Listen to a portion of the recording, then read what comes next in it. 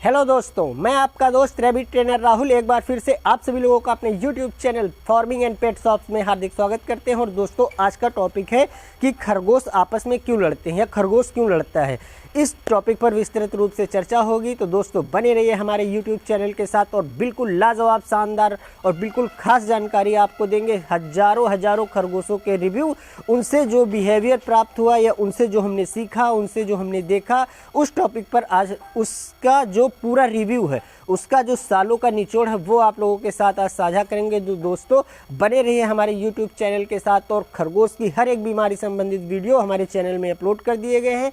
अब आप उसके टाइटल पे जाकर अपने जो बीमारी है, खरगोश संबंधित समस्या है, उसका वीडियोस पा सकते हैं। अभी दोस्तों खरगोश के अंदर कितनी बीमारियां आती हैं, सारी बीमारियों का एक वीडियो बनाएंगे और फिर वहां पर एक एक वीडियो अपलोड करेंगे कि हर एक समस्या संबंधित बीमारी के लिए अलग वीडियो। यदि अपने खरगोश के बारे में आप बहुत कुछ जानना चाहते हैं, बिल्कुल ट्रेनर बनना चाहते हैं खरगोश के साथ या खरगोश के, तो हमारे चैनल को सब्सक्राइब कर लें और वीडियोस को लाइक करें। दोस्तों हम सालों के अनुभव के साथ और बिल्कुल हजारों खरगोशों के रिव्यू आप लोगों के साथ साझा करते हैं। वो लाजवाब, मतलब वो गंभीर बीमारियां जिनका डॉक्टर के पास भी कोई समाधान नहीं होता है, डॉक्टर भी घबरा जाते हैं, उन गंभीर समस्याओं को हजारों खरगोशों को हमने ठीक किया है अपने हाथों से, अपने हुनर से, आप लोगों के आशीर्वाद से। तो वो रिव्यू, वो आप लोगों के साथ एक्सपीरियंस साझा करेंगे। और आज बात करते हैं खरगोश आपके आपस में क्यों लड़ते हैं। तो इस टॉपिक पर विस्तृत रूप से चर्चा होगी। बहुत जल्द बता दें कि हम लोग आउटडोर वीडियो शूट करने वाले हैं आप लोगों के लिए।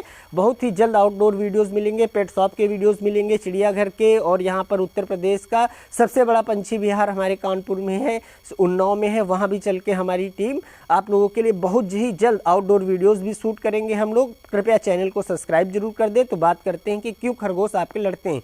तो दोस्तों सबसे पहले जो लड़ने का कारण खरगोश को हमने देखा कि चलो बात कर लेते हैं कि छोटे बच्चे से लेकर किस तरीके से, और यह भी बताएंगे कि खरगोश को लड़ने से बचाने के लिए आपको क्या करना है। तो सबसे पहले हम लोग बात करते हैं छोटे बच्चे की। अमूमन देखा गया है कि करीब 2 महीने का बच्चा, वो बिल्कुल 2 बच्चे एक केज के अंदर, उसको 2 रखो, 4 रखो, 10 रखो या 15 रखो, वो बिल्कुल शांति के साथ रहते हैं, वो लड़ते झगड़ते बहुत ही कम हैं। जब खरगोश की एज 2 महीने के ऊपर से हो जाती है तो वो थोड़ा थोड़ा लड़ना स्टार्ट कर देते हैं। और अब यहाँ पर बहुत समझने वाली बातें देखिए, जो सालों के एक्सपीरियंस से हम आपको बता रहे हैं, जो हमने देखा।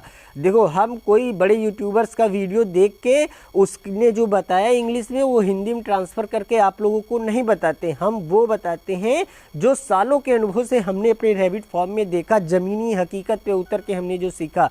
तो हम जैसे कि हम देखते हैं कि जो छोटे बच्चे पैदा होते हैं वो अमूमन आपस में अच्छी तरीके से खेलते हैं, बड़े होते हैं, और जब 2 महीने के तकरीबन हो जाते हैं तो वो आपस में लड़ना एक दूसरे के लिए स्टार्ट कर देते हैं। अब वो क्यों लड़ते हैं?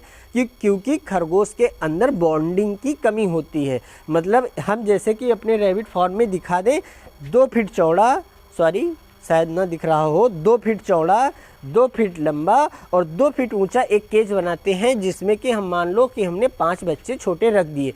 अब वो बच्चे पाँचों 1 महीने के जब थे तब से वो रह रहे हैं, आपस में अच्छी तरीके से रहेंगे। और भैया ये मान के चलो कि जब तक वो जिंदा रहेंगे, यदि उनको पाँचों को उसी केज में रखो तो मिनिमम वो मात्र 10% ही लड़ाई करेंगे थोड़ा बड़े होने के बाद। और वही यदि 2 महीने के बच्चे हैं, एक केज में रह रहे हैं, और दूसरा एक खरगोश ला के उनके पास रख दो, वो 5 रह रहे हैं आसानी के साथ। जैसे ही एक ला के रख दोगे, वो बेइंतहा लड़ेंगे, झगड़ेंगे, बिल्कुल समझिए कि बिल्कुल परेशान कर देंगे, एक दूसरे को जान माल पे ले आएंगे, इतना ज़्यादा लड़ते हैं खरगोश। और फिर 2, 4, 6 दिन लड़ेंगे, फिर वो आपस में बॉन्डिंग बना लेंगे, तब खरगोश लड़ना कम कर देंगे। तो दोस्तों इसका मतलब है खरगोश के अंदर बॉन्डिंग बहुत ज़रूरी है। जैसे कि आप खरगोश घर में 2-3 लाए हुए हैं, बाहर से एक खरगोश ले आते हैं, तो देखेंगे कुछ खरगोश ऐसे होते हैं जो कि बहुत ही जल्द बॉन्डिंग बना लेते हैं, लेकिन बाहरी खरगोश जो आता है वो बॉन्डिंग बनाने की कोशिश करता है, क्योंकि अब उसको पता हो गया कि अब हम बाहर से आए हैं, इनके साथ एडजस्ट करना पड़ेगा। लेकिन वहीं जो रैबिट हमारे घर का है या था, वो उनको टिकने नहीं देगा। वो सोचेगा कि जो हमको खाना पीना, लाड और दुलार मिलता है वो हमारा शेयर हो जाएगा, तो इसलिए इनको हमको भगाना ही भगाना है। खूब लड़ेंगे झगड़ेंगे। जब वो हारी मान लेगा कि अब ये यहीं रहेगा, अब कहीं जाने वाला नहीं, तो धीरे धीरे उसके साथ फ्रेंडली हो जाते हैं। और अब ये तो हो गई बच्चों की बात। अब आपको यहाँ पर बताएं, लड़ने से यदि रोकना है खरगोशों को, तो यदि फार्मर्स की बात कर लें तो दोस्तों आप पहले से ही एक एक केज में दो दो तीन तीन बच्चे कम से कम रखिए। इतना प्रोडक्शन हो जाता है कि आपका रैबिट फार्म कम पड़ जाता है। और यदि आपके पास केज खाली पड़े हैं, आपने सोचा कि चलो दूर दूर रख देते हैं, ग्रोथ अच्छी आएगी, परंतु माल जब तक उठेगा और बच्चे भी पैदा हो जाएंगे, तब आप उन बच्चों को जो अलग एक केज में एक सेपरेट खरगोश रहने लगा, जब उसको 3 या 2 खरगोशों के साथ एडजस्ट करेंगे, बहुत ज़्यादा लड़ाई झगड़ा करेंगे, एक दूसरे को नोचेंगे, परेशान करेंगे। तो इसलिए केज यदि खाली है तो उसको रखे रहिए। मैं अपने अनुभव, सालों के अनुभव से बात बता रहा हूँ, आप लोगों को ध्यान से सुनिएगा। और उसी में 2 या 3 खरगोश, 3 बच्चों को करके आपस में बड़ा होने दीजिए। और क्योंकि जैसे एक फीमेल 6, 7, 8, 9 बच्चे देती है, तो आपके 4 फीमेल दे देंगी, तो ये मान के चलिए आपके आधे केजेस भर जाएंगे। तो इसलिए ये मत सोचिए कि जगह है तो सबको अलग अलग कर दें, फिर वो आपस में रह पाने मुश्किल हैं। यदि आपको ये पता है कि हाँ ये माल हमारा सेल आउट हो जाएगा, तभी जाके आप उनको अलग अलग रखिए। अब दूसरे कारण क्या होते हैं उसकी तरफ चलते हैं। दूसरा कारण, जब बच्चों के अंदर हार्मोनल चेंज आते हैं, जैसे कि बच्चा किशोरावस्था से युवावस्था में पहुंचता है। जब बच्चा एडल्ट होना शुरू होता है अमूमन 4 मंथ्स के ऊपर, तब वो ज़्यादा लड़ाई झगड़ा स्टार्ट करते हैं। उनके अंदर हार्मोनल चेंज होते हैं, सेक्सुअल एक्टिविटी करते हैं, एक दूसरे के ऊपर चढ़ने की कोशिश करते हैं। मेल फीमेल के ऊपर चढ़ना है, फीमेल मेल के ऊपर चढ़ती है। तो इस तरीके की हरकत जब खरगोश करने लगता है तो लड़ाई झगड़ा और अधिक बढ़ा देता है। ऐसी जब जवान अवस्था में खरगोश पहुंचता है तो एनर्जी रिस्टोर होती है, उसके अंदर बहुत गुस्सा आता है। आपका खरगोश यदि कहीं घूम रहा है, दौड़ रहा है और आपको दौड़ के काट लेगा, बहुत सारे खरगोश दौड़ दौड़ के काटने लगते हैं।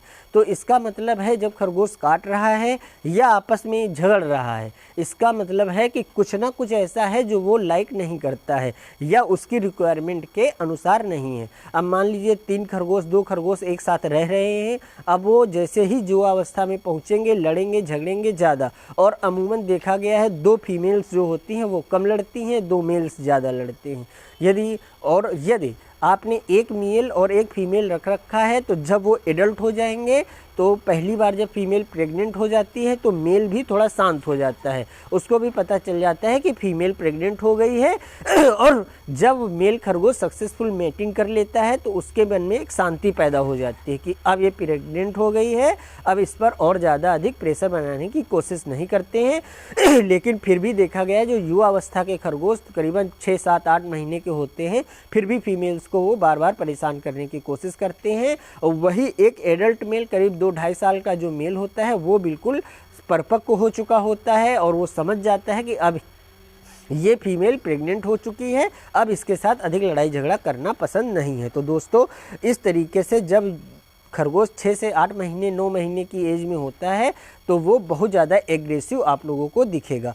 और यहाँ पर अब हम और तीसरी बात बता दें कि जैसे आपने पास या घर में आपने खुले में 2 फीमेल या 1 फीमेल 2-3 मेल रखे हुए हैं, तो खरगोश जो मेल खरगोश है फीमेल के साथ मैटिंग करने के लिए आपस में बहुत ज़्यादा झगड़ते हैं।